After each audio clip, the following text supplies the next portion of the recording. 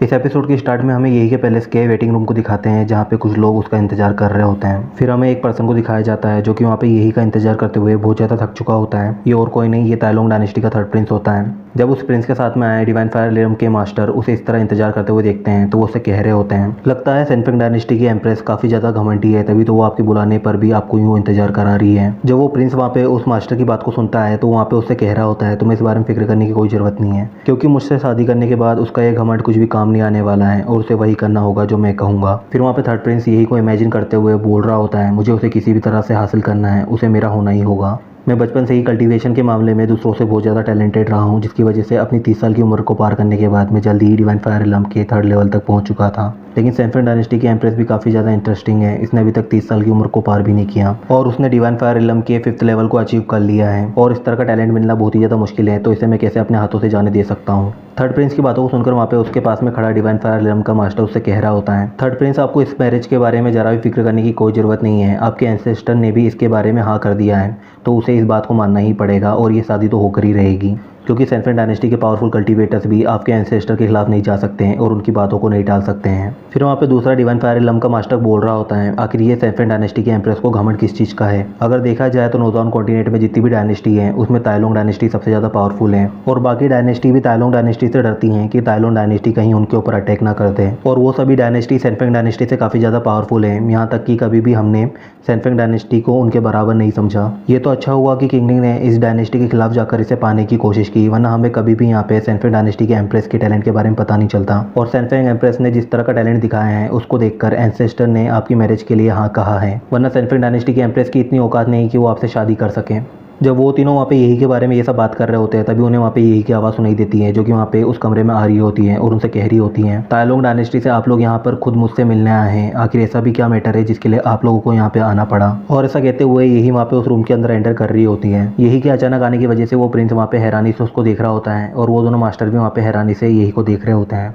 यही उस रूम में आते ही वहाँ पे अपने थ्रोन की तरफ जाने लग जाती है, जिसको देखकर वो प्रिंस वहाँ पे मन में ही सोच रहा होता है, सैनफेंग डायनेस्टी की मामूली एम्प्रेस हो तुम, फिर भी तुम में इतना घमंड है कि इस रूम में आते ही तुमने सबसे पहले मुझे ग्रीट नहीं किया बल्कि अपने थ्रोन की तरफ जा रही हो। चलो देखते हैं तुम्हारी ये घमंड मेरे सामने और कितनी देर तक चलने वाली है। और ऐसा कहते हुए वो प्रिंस वहाँ पे यही को उसकी सीट की तरफ जाते हुए देख रहा होता है। फिर वो प्रिंस वहाँ पे यही को ग्रीट करते हुए उससे बोल रहा होता है, जैसा कि मैंने सुना था सैनफेंग एम्प्रेस सीधे मुद्दे की बात करती हैं, तो चलो मैं भी सीधा मुद्दे पे आ जाता हूँ। अपने एंसेस्टर्स के कहने पर ये प्रिंस आपसे शादी करने के प्रपोजल को लेकर आपसे मिलने के लिए आया है। और ऐसा कहते हुए वो प्रिंस वहाँ पे यही से ग्रीट कर रहा होता है और इस शादी से हम दोनों की डायनेस्टी के इंटरनल फ्रेंडशिप भी बढ़ जाएगी, जिसकी वजह से आपकी डायनेस्टी को हमारी प्रोटेक्शन भी मिलेगी, जिससे कभी भी कोई डायनेस्टी सैनफेंग डायनेस्टी के खिलाफ आंख उठाकर भी नहीं देखेगी। जब वो प्रिंस वहाँ पे ये सब बोल रहा होता है तब यही वहाँ पे शांति से बैठकर उसे देख रही होती है। फिर यही वहाँ पे उस प्रिंस से कह रही होती है, अगर आपके एंसेस्टर चाहते हैं कि आपकी शादी हमारी डायनेस्टी में हो तो हमारे पैलेस में बहुत सारी ऐसी प्रिंसेस हैं जिससे आप शादी कर सकते हैं, इसलिए आपको पैलेस की जो भी प्रिंसेस पसंद हो आप हमें बता दीजिएगा, हम उसकी शादी आपसे करवा देंगे। यही की बातों को सुनकर वो प्रिंस वहाँ पे मन में ही सोच रहा होता है, तुम्हें देखने के बाद मुझे नहीं लगता मेरा किसी और से मन भरने वाला है। फिर वो प्रिंस वहाँ पे यही से बोल रहा होता है, मैं ताइलोंग डायनेस्टी का प्रिंस हूँ, मुझे नहीं लगता सैनफेंग डायनेस्टी की कोई भी प्रिंसेस मेरे लायक है, इसलिए मुझे पूरी सैनफेंग डायनेस्टी में घूमने की कोई ज़रूरत नहीं है, क्योंकि मुझे नहीं लगता कोई भी एम्प्रेस जितनी सुटेबल होगी मेरी वाइफ बनने के लिए। यही वहाँ पे जब उस प्रिंस की बातों को सुनती है तो वहाँ पे वो अकड़ कर उससे बोल रही होती है, अगर तुम्हारी शादी करवाने के लिए मुझे मैच मेकर बनना है तो उसके लिए मैं तैयार हूँ, मैं तुम्हारे लिए किसी लड़की को ढूंढ सकती हूँ जो कि तुम्हारे लिए सुटेबल हो, लेकिन अगर तुम मुझसे शादी करना चाहते हो तो मुझे नहीं लगता तुम उसके लायक हो। और ऐसा कहते हुए यही वहाँ पे सीधा उसके मुंह पे उसको रिजेक्ट कर देती है। यही की बातों सुनकर वो प्रिंस वहाँ पे गुस्सा हो जाता है और उससे बोल रहा होता है, तुम्हारी हिम्मत कैसे हुई ऐसा कहने की। फिर वो प्रिंस वहाँ पे यही की तरफ पॉइंट करते हुए उससे कह रहा होता है, तुम्हें समझ में भी आ रहा है तुम क्या बकवास कर रही हो, तुमने कहा कि मुझे जैसा प्रिंस तुम्हारे लायक नहीं है, तुम्हारी सैनफेंग डायनेस्टी मेरे मुकाबले कुछ भी नहीं है और तुम्हारी इतनी हिम्मत कि तुम मुझे ऐसा कहो। और ऐसा कहते हुए वो प्रिंस वहाँ पे यही के ऊपर चिल्ला रहा होता है। फिर वो प्रिंस वहाँ पे अपनी एनर्जी को दिखाते हुए यही से बोल रहा होता है, तुमने जो मेरी इंसल्ट की है उसके लिए तुम्हें कीमत चुकानी होगी। और ऐसा कहते हुए वो प्रिंस वहाँ पे अपनी एनर्जी को फैलाना शुरू कर देता है। उस प्रिंस को अपनी एनर्जी का इस्तेमाल करते देख यही वहाँ पे अपने ओरा ड्रैगन को समन कर लेती है। जब वो तीनों वहाँ पे यही के ओरा ड्रैगन को देखते हैं तो वो तीनों बहुत ज़्यादा हैरान होते हैं। फिर हमें उस प्रिंस को दिखाया जा रहा होता है, उस ओरा ड्रैगन की वजह से उस प्रिंस की हालत ख़राब होते जा रही होती है, क्योंकि उस ओरा ड्रैगन के सारा प्रेशर उस प्रिंस के ऊपर पड़ रहा होता है और वो प्रिंस उस ओरा ड्रैगन के प्रेशर को सहन नहीं कर पा रहा होता है। फिर यही वहाँ पे अपने ओरा ड्रैगन के प्रेशर को और भी ज़्यादा बढ़ा देती है और उस प्रिंस से कह रही होती है,